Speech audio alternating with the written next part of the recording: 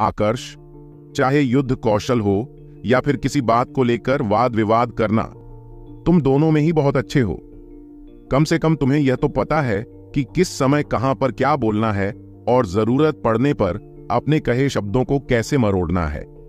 इस मामले को और ज्यादा खींचने का कोई मतलब नहीं है, इसलिए मैं इसे यहीं पर खत्म करता हूं।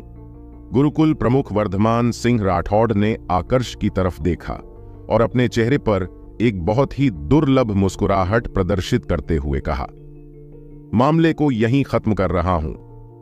वर्धमान सिंह राठौड़ ने ऐसा इसलिए कहा था क्योंकि वो नहीं चाहते थे कि एक छोटी सी बात को लेकर एक एल्डर और एक प्रतिभाशाली माध्यमिक शिष्य एक दूसरे के दुश्मन बने।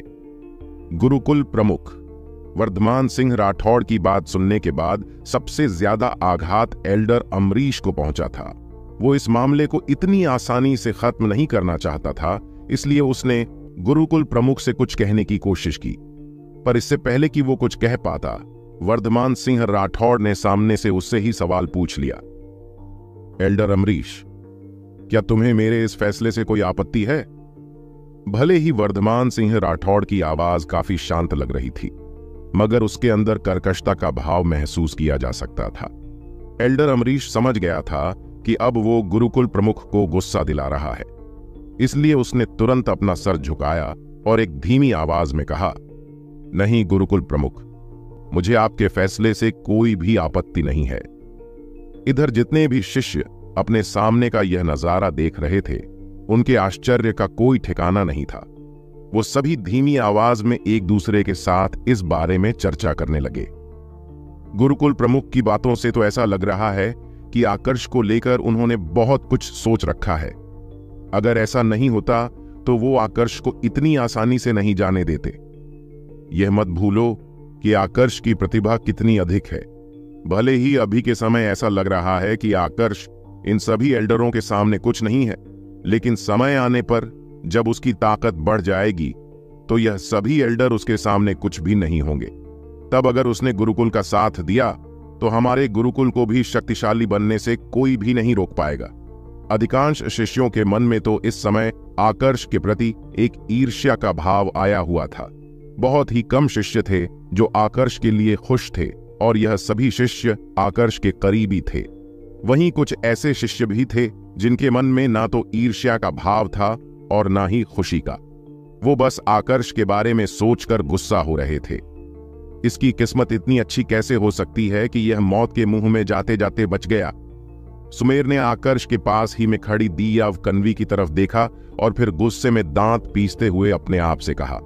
उसे आकर्ष के प्रतिभाशाली होने से ज्यादा गुस्सा तो इस बात पर आ रहा था कि लड़कियों के मामले में आकर्ष की किस्मत इतनी अच्छी कैसे है। पहले कन्वी, जिसकी आंखों में सिर्फ आकर्ष के लिए जगह है, और अब यह दूसरी लड़की दिया जो कन्वी से भी ज्यादा सुंदर है।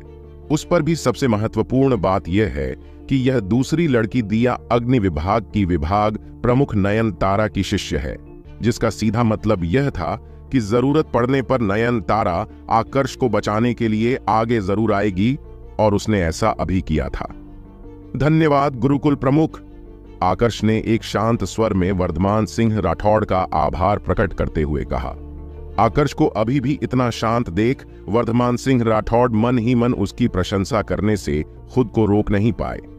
इस आकर्ष में कुछ तो विशेष है। बाकियों की तरह इसका चरित्र इतना कमजोर नहीं है कि छोटी सी बात पर खुश हो जाए। इतनी मुश्किल स्थिति में पड़ने के बाद भी यह इतना शांत खड़ा है, जिसका मतलब यह है कि इसके पास अनुभव की तो कोई भी कमी नहीं होगी। अगर इसकी जगह कोई दूसरा शिष्य होता तो उसकी मेरे सामने तेजी से सांस लेने की हिम्मत भी नहीं होती, और यह यहां पर इतना शांत खड़ा है जैसे मेरे सामने नहीं बल्कि अपने कक्ष में हो। गुरुकुल प्रमुख, आप इस आकर्ष को इतनी आसानी से कैसे जाने दे सकते हैं? इसकी वजह से मेरे पिता की मृत्यु हुई है, इसलिए आपको इसे सजा देकर मेरे पिता को न्याय देना होगा। ठीक इसी समय पर दिलीप की आवाज सुनाई पड़ी, जिसने शांत हुई अग्नि को एक बार फिर से प्रज्वलित कर दिया। यह दिलीप बार बार कह रहा है कि इसके पिता की मृत्यु आकर्ष की वजह से हुई है, पर आकर्ष जैसा एक सृष्टि मंडल का योद्धा भला एक मूल मंडल के 9वें स्तर के योद्धा को खत्म कैसे कर सकता है? यह बात तो मुझे भी समझ में नहीं आ रही है, कि आखिर आकर्ष ने विभाग प्रमुख धर्मेश को खत्म कैसे किया है। आकर्ष को लेकर इस मामले में कुछ भी नहीं कहा जा सकता है। उसने आज तक इतने शिष्यों को खत्म किया है, तो जरूर उसके पास ऐसा कोई तरीका भी होगा जिससे वो मूल मंडल के योद्धाओं को खत्म कर सके। कैसी बकवास कर रहे हो? अगर इसके पास सच में ऐसा कोई तरीका होता तो तुम्हें लगता है कि यह यहां पर आता? ऐसी स्थिति में तो यह कब का यहां से भाग चुका होता। मुझे ऐसा नहीं लगता। किसे पता आकर्ष ने कोई षड्यंत्र रचकर विभाग प्रमुख धर्मेश को खत्म करवाया हो और आज यहां पर इसलिए आया हो ताकि सभी के सामने ऐसा दिखा सके कि वो तो इस पूरे मामले से अनजान था। इस घटना को लेकर सभी प्राथमिक और माध्यमिक शिष्यों के अलग अलग मत थे। इसलिए जब वर्धमान सिंह राठौड़ ने उन सभी की बातें सुनी तो वो भी इस बारे में सोचने से खुद को रोक नहीं पाए। अगर कोई दूसरा शिष्य होता तो शायद वो इस बात पर विश्वास नहीं करते, लेकिन आकर्ष के मामले में सब कुछ संभव था। इसलिए उन्होंने आकर्ष की तरफ देखा और एक बहुत ही भारी कर्कश आवाज में पूछा, आकर्ष सिंघानिया, दिलीप का कहना है कि उसके पिता विभाग प्रमुख धर्मेश की मृत्यु की असली वजह तुम हो। क्या तुम्हें अपना अपराध स्वीकार है? गुरुकुल प्रमुख का यह सवाल सुनकर दिलीप एक बार फिर से प्रहार करने की स्थिति में आ गया। वो पूरी तरह से तैयार था, बस आकर्ष के जवाब का इंतजार कर रहा था।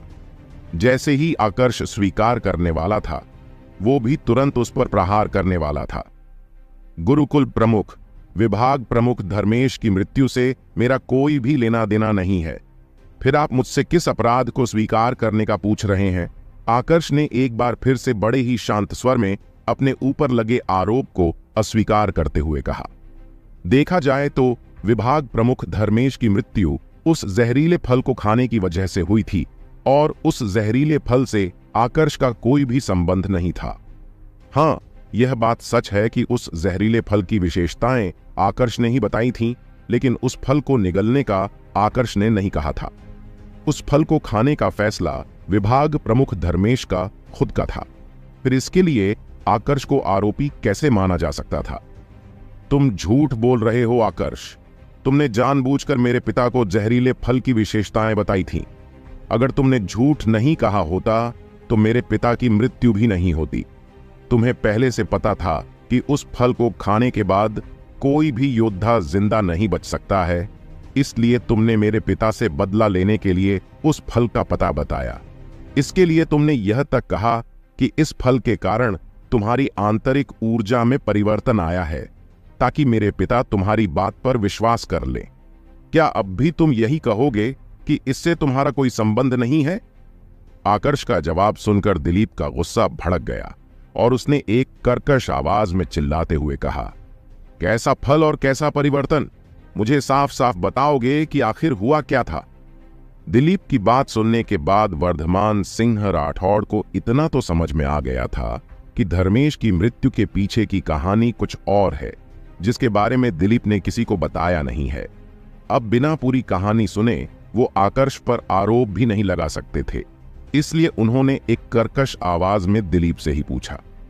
गुरुकुल प्रमुख का सवाल सुनकर दिलीप के मुंह पर ताला लग गया।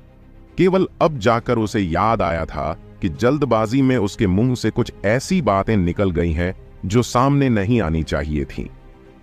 इसके पास इन सवालों का जवाब तो है, मगर यह देना नहीं चाहेगा।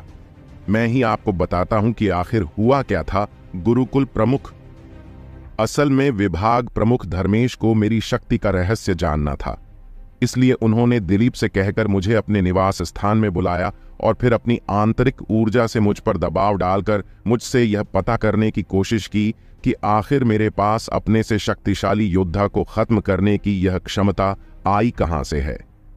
इतना कहने के बाद आकर्ष ने 2 पल का विराम लिया और गुरुकुल प्रमुख के कोई प्रतिक्रिया देने का इंतजार करने लगा। तुम्हारी शक्ति का रहस्य और अपने से अधिक योद्धा को खत्म करने की क्षमता, इसके बारे में मुझे थोड़ा खुलकर बताओगे? गुरुकुल प्रमुख वर्धमान सिंह राठौड़ ने थोड़ा गंभीर होते हुए पूछा। गुरुकुल प्रमुख, आप सभी को यह तो पता ही होगा कि मैं अपने से अधिक योद्धाओं को खत्म कर सकता हूं। मुझे पता है कि आप सभी को इसका कारण भी जानना है कि यह क्षमता मेरे पास आई कहां से है। विभाग प्रमुख धर्मेश भी इसके बारे में जानना चाहते थे। मुझे मेरी यह क्षमता तब प्राप्त हुई थी जब मैं अपने कुछ दोस्तों के साथ पास ही के जंगल में शिकार पर गया था। वहां पर मुझे एक दिव्य ऊर्जा फल मिला था, जिसका सेवन करने के बाद मेरी आंतरिक ऊर्जा में कुछ विशेष प्रकार के परिवर्तन आ गए। विभाग प्रमुख धर्मेश मेरी इस ताकत को हासिल करना चाहते थे, इसलिए उन्होंने मुझसे इस दिव्य ऊर्जा फल के बारे में पूछा। आकर्ष ने जवाब दिया, आकर्ष, मेरे पिता पर ऐसा झूठा आरोप लगाने की तुम्हारी हिम्मत कैसे हुई? मेरे पिता तुम्हारी शक्ति का रहस्य इसलिए जानना चाहते थे ताकि पूरे गुरुकुल की मदद कर सके, लेकिन तुम उनके बारे में ऐसे बता रहे हो जैसे वो अपने खुद के लिए शक्ति को हासिल करना चाह रहे थे। दिलीप ने गुस्सा होते हुए कहा, तो तुम कहना चाहते हो कि मैं तुम्हारे पिता पर झूठा आरोप लगा रहा हूं? तो मुझे एक बात बताओ, अगर तुम्हारे पिता को गुरुकुल के लिए इस शक्ति का रहस्य जानना था, तो क्या उन्होंने मुझसे इस शक्ति के रहस्य के बारे में पूछने से पहले गुरुकुल प्रमुख को इस बारे में खबर दी थी? क्या उन्होंने गुरुकुल प्रमुख से इसकी अनुमति ली थी? अगर मेरा अंदाजा गलत नहीं है तो ऐसा कुछ भी नहीं हुआ था। तुम्हारे पिता ने ना तो गुरुकुल प्रमुख से अनुमति ली थी और ना ही गुरुकुल में किसी को इसके बारे में बताया था। जब उन्हें पता चल गया था कि मेरी शक्ति का रहस्य क्या है, तो वो अकेले ही जंगल में उस दिव्य ऊर्जा फल की खोज में चले गए थे। अब इसके बारे में तुम क्या कहना चाहोगे? आकर्ष ने एक शांत स्वर में पूछा। मैं, वो, यह। आकर्ष का यह सवाल सुनकर दिलीप का मुंह एक बार फिर से बंद हो गया। सच में उसके पास आकर्ष के इन सवालों का कोई जवाब नहीं था। उसको चुप देख अब सभी को उस पर संदेह होने लगा। गुरुकुल प्रमुख, जान बचाने के खातिर उस दिन मैंने विभाग प्रमुख धर्मेश को मेरी इस शक्ति का रहस्य बता दिया। आकर्ष ने एक बार फिर से आगे की कहानी बतानी शुरू की, मगर एक वाक्य कहने के बाद वो कुछ क्षण के लिए फिर से चुप हो गया। उसको चुप देख आसपास खड़े सभी शिष्य, यहां तक कि हवा में खड़े एल्डर भी उसकी तरफ बड़े ध्यान से देखने लगे। हर कोई उससे आगे की कहानी जानना चाहता था। आखिरकार यहां पर आकर्ष की शक्ति से संबंधित रहस्य उजागर होने वाला था और उनमें से कोई भी इस रहस्य से जुड़ी एक भी बात को अनसुना नहीं करना चाहता था। इसीलिए सभी अपनी सांस रोककर आकर्ष के आगे कहने का इंतजार करने लगे। भीड़ में कुछ शिष्य तो ऐसे भी थे जो कुत्ते की भांति अपने कान खड़े करके हर एक शब्द को सुनने की कोशिश कर रहे थे, ताकि आकर्ष की उस शक्ति के रहस्य को जानने के बाद अपनी शक्ति भी बढ़ा सके और अपने से शक्तिशाली योद्धा को खत्म करने की क्षमता प्राप्त कर सके। अगर एक बार उन्हें ऐसी क्षमता प्राप्त हो गई तो फिर उन्हें किसी से भी डरने की कोई जरूरत नहीं थी। वैसे तो उन्हें पहले से पता था कि आकर्ष की यह क्षमता उसे बाहर से मिली है, लेकिन उस समय कोई भी उससे इस बारे में पूछ नहीं पा रहा था, क्योंकि सभी को पता था कि अगर वो पूछ भी लेंगे तो भी आकर्ष उन्हें इस रहस्य के बारे में नहीं बताएगा। लेकिन आज किस्मत उन सभी का साथ दे रही थी, इसलिए कोई भी इस मौके को छोड़ना नहीं चाह रहा था। सभी को बड़े रुचि के साथ कान लगाकर सुनते देख आकर्ष ने आगे कहना शुरू किया। मैंने विभाग प्रमुख धर्मेश को बताया कि मुझे यह क्षमता अपनी आंतरिक ऊर्जा में आए परिवर्तनों के कारण प्राप्त हुई थी। मुझे नहीं पता कि उस दिव्य ऊर्जा फल ने मेरी आंतरिक ऊर्जा में परिवर्तन कैसे किया था, लेकिन इतना जरूर पता है कि उसकी वजह से मेरी आंतरिक ऊर्जा में कंपन होने लगे थे। इन कंपनों के कारण मैं अपने से शक्तिशाली योद्धा को भी बड़ी आसानी से खत्म कर सकता हूं। वैसे तो यह बहुत बड़ा रहस्य नहीं था, मगर फिर भी इसे सुनने के बाद कुछ लोगों की आंखों में चमक आ गई थी। तो इसकी शक्ति का रहस्य यह है। वैसे अगर दिव्य ऊर्जा फल के कारण ऐसा हुआ है तो वह जरूर बहुत ही विशेष प्रकार का दिव्य ऊर्जा फल होगा। ऐसा दिव्य ऊर्जा फल आसानी से नहीं ढूंढा जा सकता है। इस आकर्ष को यह इतनी आसानी से मिल गया था, शायद इसकी किस्मत बहुत ज्यादा अच्छी थी। कुछ शिष्यों ने अपने अपने मत देते हुए कहा। अपनी शक्ति का रहस्य बताने के बाद मैंने विभाग प्रमुख धर्मेश को उस दिव्य ऊर्जा फल की विशेषताएं भी बताई। उनको सारी आवश्यक जानकारी देने के बाद मैं वहां से चला गया था और उस दिन के बाद मैंने विभाग प्रमुख धर्मेश को फिर कभी नहीं देखा। जब यह सब कुछ हुआ था तब यह दिलीप भी वहीं पर था। अब मुझे नहीं पता कि इसके पिता की मृत्यु किस कारण से हुई थी और यह मुझ पर उनकी मृत्यु का आरोप क्यों लगा रहा है। शायद इसकी वजह यह होगी कि यह सब कुछ होने से पहले मेरे और दिलीप के बीच में एक मुकाबला हुआ था और उस मुकाबले में मैंने दिलीप को एक हाथ से अपाहिज बना दिया था। शायद यह मुझसे उसी बात का बदला लेना चाह रहा है। या फिर ऐसा भी हो सकता है कि विभाग प्रमुख धर्मेश की मृत्यु इसकी वजह से हुई है और अब यह अपने आप को बचाने के लिए मुझ पर झूठा आरोप लगा रहा है। आप सभी ने देखा होगा कि अभी थोड़ी देर पहले मुझ पर प्रहार करने के लिए इसने एक 6ठे स्तर के जादुई हथियार का इस्तेमाल किया था। यह हथियार विभाग प्रमुख धर्मेश का है। शायद अपने पिता का यह जादुई हथियार लेने के लिए इसी ने अपने पिता को मरवाया होगा। आकर्ष ने एक शांत स्वर में कहा। तुम मुझ पर झूठा आरोप लगा रहे हो, दिलीप ने गुस्सा होते हुए कहा। फिर एक पल का भी इंतजार किए बिना उसने अपनी आंतरिक ऊर्जा का इस्तेमाल किया और आकर्ष पर प्रहार करने आगे बढ़ा। हुश! उसके हाथ में एक बार फिर से उसके पिता का वो 6ठे स्तर का जादुई हथियार आ चुका था, जिसने उसकी शक्ति में बढ़ोतरी करना शुरू कर दिया था और देखते ही देखते उसके सिर के ऊपर 160 हाथियों की परछाइयां प्रकट हो चुकी थीं। दिलीप को अपनी तरफ आते देख आकर्ष ने भी अपना हाथ आगे किया और अगले ही पल उसके हाथ में भी एक तलवार प्रकट हो गई। यह उसके 6ठे स्तर का जादुई हथियार था, शीर्ष तलवार। आकर्ष ने अपनी तलवारबाजी की युद्ध कला का प्रयोग किया और अपनी तलवार आगे की तरफ चलाई। क्लैंग! एक बहुत ही कर्कश आवाज के साथ दोनों 6ठे स्तर के जादूगर हथियार एक दूसरे से टकराए। उन दोनों हथियारों की टक्कर के कारण जो कंपन हुए थे उन्हें दिलीप सहन नहीं कर पाया और उसके हाथ से उसकी तलवार छूटकर दूर जा गिरी। होश! तलवार के दूर होते ही आकर्ष ने अपने दूसरे हाथ से अब दिलीप के कंधे पर प्रहार किया, जिस कारण अपनी तलवार की ही भांति दिलीप भी उड़ता हुआ दूर जा गिरा। मैं तुम्हें जान से मार दूंगा आकर्ष! दिलीप लड़खड़ाते हुए अपने पैरों पर फिर से खड़ा हुआ और एक कर्कश आवाज में आकर्ष से कहा। हां बिल्कुल, पर सिर्फ अपने सपने में, आकर्ष ने अपनी आंखों में कत्ल का भाव लाते हुए कहा।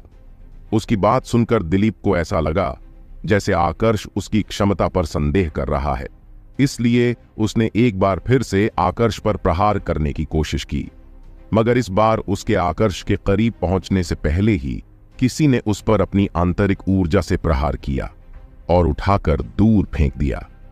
दिलीप ने अभी भी हार नहीं मानी थी। वो एक बार फिर से अपने पैरों पर खड़ा हुआ और गुस्से में आकर्ष की तरफ देखने लगा। इस बार तो उसे बोलने का मौका भी नहीं मिला था। जैसे ही उसने कुछ बोलने की कोशिश की, एक बार फिर से उसे अपने शरीर पर आंतरिक ऊर्जा से बना दबाव महसूस होने लगा। यह दबाव सिर्फ दिलीप को ही नहीं बल्कि आकर्ष को भी महसूस हो रहा था। शायद आंतरिक ऊर्जा का इस्तेमाल करने वाला योद्धा उन दोनों को समझाना चाह रहा था कि अगर दोनों में से किसी ने भी प्रहार करने की कोशिश की तो मृत्यु निश्चित है। अपनी उच्च आध्यात्मिक शक्ति के साथ आकर्ष महसूस कर पा रहा था कि जिस व्यक्ति ने उस पर आंतरिक ऊर्जा से बना दबाव डाला है वो एक अथर्व मंडल का योद्धा है। अगर उसका अंदाजा गलत नहीं था तो अभी के समय वहां पर सिर्फ एक ही योद्धा था जिसका ऊर्जा स्तर अथर्व मंडल में पहुंचा हुआ था, और यह योद्धा थे गुरुकुल प्रमुख वर्धमान सिंह राठौड़। गुरुकुल प्रमुख, यह आकर्ष झूठ बोल रहा है। इसने जानबूझकर मेरे पिता को एक गलत फल की जानकारी दी थी। जिस फल के बारे में इसने बताया था वह एक जहरीला फल था जिसका सेवन करने के बाद मेरे पिता की मृत्यु हो गई। अब आप ही बताइए कि इसमें गलती किसकी है। अगर इसने गलत फल की जानकारी नहीं दी होती तो क्या ऐसा कुछ होता? दिलीप ने चिल्लाते हुए वर्धमान सिंह राठौर से कहा। जानबूझकर? तो तुम कहना चाहते हो कि विभाग प्रमुख धर्मेश की मृत्यु सिर्फ और सिर्फ मेरी वजह से हुई है? आकर्ष ने एक कर्कश आवाज में दिलीप से पूछा। बिल्कुल, मेरे पिता के हत्यारे तुम ही हो, दिलीप ने गुस्से में अपने दांत पीसते हुए कहा। उसकी आंखें इस समय गुस्से से पूरी लाल हो रखी थीं, जिनके अंदर आकर्ष अपने लिए कत्ल का भाव भी साफ देख पा रहा था। गुरुकुल प्रमुख, इस बारे में मेरे पास कहने के लिए ज्यादा कुछ नहीं है। मुझे इससे फर्क नहीं पड़ता कि कौन मेरे बारे में क्या सोचता है। दूसरों की सोच पर मैं नियंत्रण नहीं कर सकता, पर एक बात को लेकर मैं सफाई जरूर देना चाहूंगा। मैंने जिस दिव्य ऊर्जा फल के बारे में विभाग प्रमुख धर्मेश को बताया था, उसने मेरे शरीर पर तो ऐसा कोई भी प्रभाव नहीं दिखाया था। इसके अलावा मैंने विभाग प्रमुख धर्मेश को नहीं कहा था कि वो उस दिव्य ऊर्जा फल का सेवन करें। उस दिव्य ऊर्जा फल का सेवन करना पूर्ण रूप से विभाग प्रमुख धर्मेश का खुद का फैसला था। और चलो एक पल के लिए मान लेते हैं कि मैंने किसी जहरीले फल का पता बताया होगा, तो भी यह विभाग प्रमुख धर्मेश को सोचना चाहिए था, न कि वह किसी भी चीज का सेवन करने से पहले खुद उस चीज का निरीक्षण करें और देखें कि वह उनके लिए खतरनाक है या नहीं। आकर्ष ने गुरुकुल प्रमुख वर्धमान सिंह राठौर से कहा। विभाग प्रमुख धर्मेश ने उस फल का निरीक्षण किया था। ठीक इसी समय एक बुजुर्ग अवस्था का आदमी हवा में खड़े सभी एल्डरों के बीच से बाहर आया और उसने आकर्ष की तरफ देखते हुए कहा। विभाग प्रमुख धर्मेश ने उस फल को सीधा स्पर्श नहीं किया था। उन्हें डर था कि इस तरह जंगल में मिला हुआ कोई भी ऊर्जा फल जहरीला हो सकता है, इसलिए उन्होंने सबसे पहले उस फल की खुद जांच की थी। जब उन्हें उस फल के अंदर किसी भी प्रकार का जहर नहीं मिला, तो उन्होंने मुझसे और मेरे जैसे ही कुछ और वैद्यों से इस फल की जांच करवाई थी। अजीब बात यह थी कि हम में से किसी को भी उस फल में किसी भी प्रकार का कोई जहर नहीं मिला था। अब विभाग प्रमुख धर्मेश का मृत शरीर देखने के बाद मुझे तो यही लगता है कि उस फल में जरूर किसी विशेष प्रकार का जहर होना चाहिए, जिसके बारे में आज के समय के वैद्य नहीं जानते हैं। इस अभ्यंकर ने तो अपने वैद्य के पूरे जीवन में आज तक उस फल के जैसा दूसरा कोई भी फल नहीं देखा था। शायद वो अपनी तरह का इकलौता फल था। अपनी बात खत्म करने के बाद वो बुजुर्ग अवस्था का आदमी गहरी सोच में डूब गया। अभ्यंकर, यह नाम सुनकर आकर्ष को अचानक से कुछ याद आया। क्रय विक्रय वाली इमारत में उसने कई बार शिष्यों को यह नाम लेते सुना था। इससे उससे पता चला था कि अभ्यंकर पूरे गुरुकुल के इकलौते छठे स्तर के वैद्य हैं। आए दिन गुरुकुल में शिष्यों को चोट लगती रहती थी, इसलिए गुरुकुल ने सूर्यागिरी शिखर पर एक वैद्य विभाग भी बना रखा था और अभ्यंकर उसी विभाग के एल्डर थे। इतने बड़े वैद्य की बात सुनने के बाद सभी शिष्य, यहां तक कि एल्डर भी गहरी सोच में डूब गए। ऐसा कौन सा दिव्य ऊर्जा फल था जिसका निरीक्षण एल्डर अभ्यंकर भी नहीं कर पाए थे? भाई, मुझे तो लगता है कि यह दिव्य ऊर्जा फल किसी और तरीके से काम करता है। और तरीके से तुम्हारा क्या मतलब है? मतलब यह है कि हो सकता है इस दिव्य ऊर्जा फल को सेवन करने के लिए कोई विशेष प्रकार की शर्त हो, कोई विशेष समय या फिर कोई विशेष स्थिति। कुछ भी हो सकता है। ऐसा भी हो सकता है कि इसका सेवन करने के लिए आपका शरीर इस फल के लायक होना चाहिए। तुम्हारी बात सुनने के बाद मुझे लगता है कि शायद तुम सही कह रहे हो, लेकिन एक बात समझ में नहीं आ रही है कि अगर इस फल ने विभाग प्रमुख धर्मेश के शरीर में जहर फैला दिया था, तो फिर आकर्ष ठीक कैसे हैं? अब इसका मुझे कैसे पता होगा? हो सकता है आकर्ष ने जब इस फल का सेवन किया था, तब स्थिति या फिर समय वैसा ही होगा जो उस फल का सेवन करने के लिए चाहिए था। तो इसका मतलब यह हुआ कि अगर हम चाहें तो भी इस फल का सेवन नहीं कर सकते हैं। इस हिसाब से देखा जाए तो विभाग प्रमुख धर्मेश की मृत्यु तो बेकार ही गई। चाहे वो एल्डर हो या फिर गुरुकुल के शिष्य, सभी के पास इस पूरी घटना को लेकर अपना एक अलग विचार था। आकर्ष, पूरे गुरुकुल में सिर्फ तुम्हें पता था कि वह फल दिखता कैसा है। तुम्ही ने जानबूझकर मेरे पिता को उस फल के विषैले होने वाली बात से अवगत नहीं कराया था, इसलिए उनकी मृत्यु के असली जिम्मेदार तुम ही हो। दिलीप ने आकर्ष पर फिर से आरोप लगाते हुए कहा। जब तुम पैदा हुए थे तब तुम सिर के बल गिर गए थे क्या तुमने सुना नहीं एल्डर अभ्यंकर ने अभी क्या कहा? जब उन्होंने भी इस प्रकार के ऊर्जा फल को पहली बार देखा है, और जब वह भी इस प्रकार के ऊर्जा फल के विषैला होने का पता नहीं लगा पाए हैं, तो तुम कैसे कह सकते हो कि मुझे इसके बारे में पहले से पता था और मैंने जानबूझकर तुम्हारे पिता को इस फल के पास भेजा था? आकर्ष ने थोड़ा गुस्सा होते हुए कहा। बार बार दिलीप के इन सवालों का जवाब देने के बाद अब उसकी सहन शक्ति समाप्त हो चुकी थी। इसके अलावा जहां तक मुझे पता है तो इस पूरे संसार में ऐसे कई दिव्य ऊर्जा फल है जो दिखने में एक जैसे होते हैं, पर सभी के औषधीय गुण अलग अलग हैं। एल्डर अभ्यंकर, क्या आप इस बात को लेकर थोड़ा स्पष्टीकरण दे सकते हैं? आकर्ष ने एल्डर अभ्यंकर से कहा। गुरुकुल प्रमुख, आकर्ष सही कह रहा है। मैंने भी अपनी वैद्यों की किताबों में कई बार ऐसे फलों के बारे में पढ़ा है जो दिखने में तो एक जैसे होते हैं, मगर सभी के औषधीय गुण अलग अलग हैं। सिर्फ इतना ही नहीं, इनका सेवन करने के बाद यह योद्धा के शरीर, ऊर्जा, योग्यता, क्षमता और प्रतिभा सभी पर अलग अलग प्रकार से प्रभाव डालते हैं। सिर्फ देखकर इनके बीच में अंतर स्पष्ट करना एक वैद्य के लिए भी असंभव है, एल्डर अभ्यंकर ने स्पष्टीकरण देते हुए कहा। एल्डर अभ्यंकर की बात सुनने के बाद मुझे लगता है कि विभाग प्रमुख धर्मेश को जरूर कोई ऐसा ऊर्जा फल मिल गया होगा जो दिखने में आकर्ष के बताए ऊर्जा फल की भांति होगा, लेकिन उसके औषधीय गुण बिल्कुल विपरीत होंगे।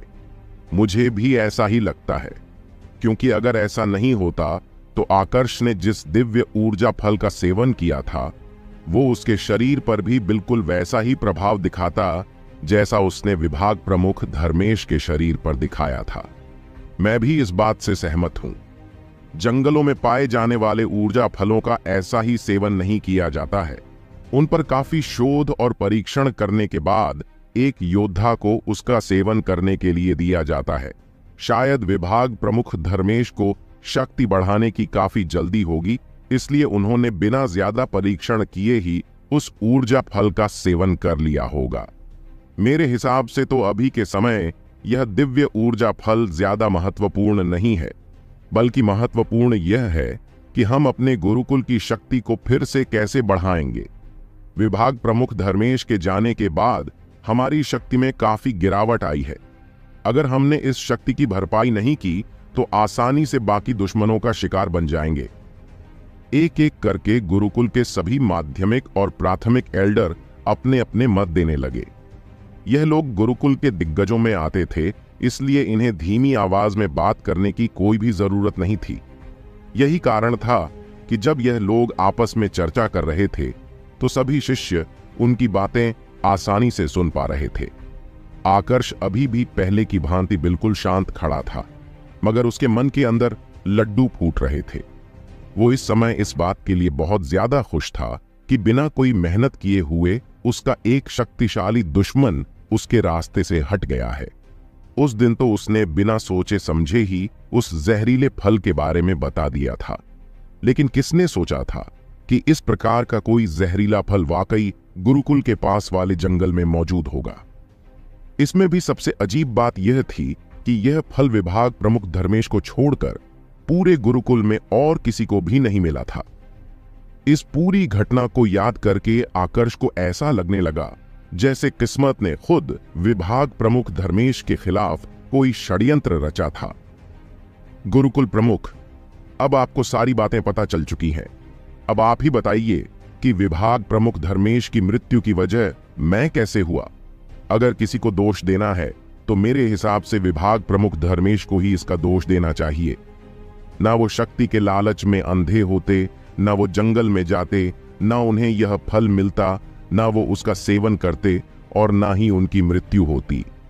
मेरा तो इस पूरे मामले से कोई संबंध भी नहीं है। इस पूरी कहानी में मेरा हस्तक्षेप तो सिर्फ इतना सा हुआ था कि मैंने किसी दिव्य ऊर्जा फल के बारे में विभाग प्रमुख को जानकारी दी थी, लेकिन मुझे कैसे पता चलता कि जंगल के अंदर उसी प्रकार का मगर विपरीत औषधीय गुण वाला कोई और फल भी मौजूद है। आकर्ष ने गुरुकुल प्रमुख वर्धमान सिंह राठौर से कहा। आकर्ष की बात सुनकर वर्धमान सिंह राठौर कुछ क्षण के लिए चुप हो गए। कुछ देर बाद उन्होंने अपने हाथ की एक उंगली से इशारा किया, जिसके बाद विभाग प्रमुख धर्मेश की वो छठे स्तर की जादुई तलवार जो कि दिलीप के हाथ में थी, उसके हाथ से छूटकर वर्धमान सिंह राठौर के पास आ गई। यह जादुई हथियार जलधारा विभाग के विभाग प्रमुख के सिंहासन की निशानी है। इसे ऐसे ही कोई अपने पास नहीं रख सकता है। विभाग प्रमुख धर्मेश की मृत्यु उनके खुद की नजरअंदाजी की वजह से हुई है, इसलिए जब तक नए विभाग प्रमुख को नहीं चुना जाता तब तक यह तलवार मेरे पास ही रहेगी। वर्धमान सिंह राठौड़ ने दिलीप की तरफ देखते हुए एक कर्कश आवाज में जवाब दिया। उन्हें अच्छे से पता था कि दिलीप इस समय क्या सोच रहा है, इसलिए उसके कुछ पूछने से पहले ही उन्होंने उसके सवाल का जवाब दे दिया था। अब तुम सभी वापस लौट सकते हो। आज की इस बैठक में आकर्ष को उसके आरोपों से मुक्त किया जाता है। वर्धमान सिंह राठौड़ ने सभी को जाने का इशारा करते हुए कहा। अपनी बात पूरी करने के बाद उनका शरीर कुछ ऊर्जा तरंगों में बदला और तुरंत वहां से गायब हो गया। आकर्ष सिंघानिया, 3 दिन बाद मुझसे मिलने सूर्यागिरी शिखर पर आना। जिस समय वर्धमान सिंह राठौड़ अपनी जगह से गायब हुए थे, ठीक उसी समय आकर्ष को आंतरिक ऊर्जा के द्वारा एक संदेश मिला। यह संदेश गुरुकुल प्रमुख वर्धमान सिंह राठौड़ ने ही भेजा था। यह गलत है, मेरे साथ अन्याय हुआ है। वर्धमान सिंह राठौड़ के वहां से गायब होने के बाद दिलीप ने जोर जोर से चिल्लाते हुए कहा, न सिर्फ उसने अपने पिता को खोया था, बल्कि अब उससे उसका सम्मान और उसके पिता की आखिरी निशानी, वो 6ठे स्तर का जादुई हथियार भी छीन लिया गया था। जब दिलीप ने पहली बार आकर्ष पर आरोप लगाया था, तब मुझे लगा था कि उसके पास आकर्ष के खिलाफ कोई पक्का सबूत होगा, लेकिन किसने सोचा था कि यह दिलीप बिना किसी सबूत के ऐसे ही आकर्ष पर आरोप लगा देगा। इसके जैसा मूर्ख तो मैंने आज तक नहीं देखा। कुछ भी कहो, पर कम से कम आज की इस बैठक से हमें यह तो पता चला कि आकर्ष की उस क्षमता का रहस्य क्या है। यह तो तुमने सही कहा। इस मामले में तो वाकई इस आकर्ष की किस्मत बहुत ज्यादा अच्छी है, जो उसे वो अनोखा और दुर्लभ दिव्य ऊर्जा फल इतनी आसानी से मिल गया था। वापस अपने निवास स्थान की तरफ लौटते समय सभी प्राथमिक शिष्य आकर्ष को लेकर इसी प्रकार की बातें कर रहे थे। सुमेर भी इन शिष्यों की बातें सुन पा रहा था। वो जितना आकर्ष की तारीफ सुन रहा था, आकर्ष को लेकर उसकी नफरत उतनी ही ज्यादा बढ़ रही थी। शिष्यों के साथ साथ आसमान में खड़े सभी एल्डर भी अब एक एक करके अपने निवास स्थान की तरफ लौटने लगे। आकर्ष, आज तो तुम बच गए, लेकिन अगली बार मैं तुम्हें इतनी आसानी से नहीं छोड़ूंगा। तुम्हारी उस ऊर्जा स्तरीय युद्ध कला को तो मैं हर कीमत पर हासिल करके रहूंगा। एल्डर अमरीश ने जाने से पहले आखिरी बार आकर्ष की तरफ देखा और मन ही मन में अपने आप से कहा। देखते ही देखते बैठक वाली वह पूरी जगह कुछ ही क्षणों में खाली हो गई। सभी के जाने के बाद 2 लोग अचानक से आकर्ष के सामने प्रकट हुए। इनमें से एक थे पृथ्वी विभाग के विभाग प्रमुख मानव और दूसरी थी अग्नि विभाग की विभाग प्रमुख नयनतारा। जिस समय वो दोनों आकर्ष के सामने प्रकट हुए थे, ठीक उसी समय सूर्यागिरी शिखर के ऊपर किसी पक्षी के तेजी से चिल्लाने की आवाज सुनाई देने लगी। यह आवाज, इस आवाज को सुनते ही मानव और नयनतारा दोनों आसमान की ओर देखने लगे। हालांकि अभी तक उन्हें नजर तो कुछ भी नहीं आया था, लेकिन उस आवाज को सुनने के बाद दोनों के चेहरे के भाव में आए अंतर को साफ देखा जा सकता था। यह आसुरी जानवर की आवाज है। विभाग प्रमुख मानव और विभाग प्रमुख नयनतारा दोनों ने एक साथ एक ही समय पर कहा। उनकी बात सुनकर आकर्ष और उसके बाकी साथी भी आसमान की ओर देखने लगे। बादलों के बीच उन्हें बड़े बड़े पंख नजर आने लगे। एक बहुत ही विशालकाय पक्षी आसमान में उड़ रहा था। जब वो अपने पंखों को फड़फड़ा रहा था, तब उसके पंखों के द्वारा इतनी तेज हवा उत्पन्न हो रही थी कि बादलों को भी हटते हुए साफ देखा जा सकता था। कुछ देर तक यूं ही आसमान में उड़ने के बाद वो पक्षी धीरे धीरे जमीन की तरफ आने लगा। एक मूल मंडल के पहले स्तर का आसुरी जानवर नहीं, आसुरी जानवर नहीं, आसुरी पक्षी।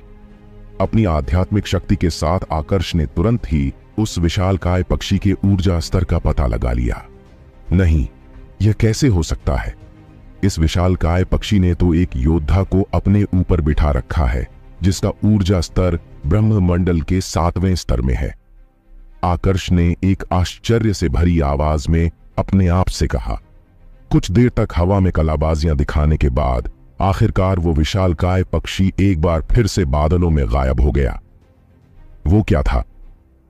देखने से तो वो कोई आसुरी जानवर लग रहा था, पर ऐसा आसुरी जानवर हमारी गुरुकुल की सीमा में क्या कर रहा है? कुछ माध्यमिक शिष्य आसमान की ओर देखते हुए एक दूसरे से सवाल पूछने लगे। इधर आकर्ष अभी भी अपनी जगह पर खड़े होकर आसमान की ओर ही देख रहा था।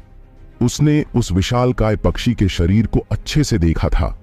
वो एक आसुरी पक्षी था जो दिखने में थोड़ा बहुत गरुड़ की तरह था, पर गरुड़ नहीं था।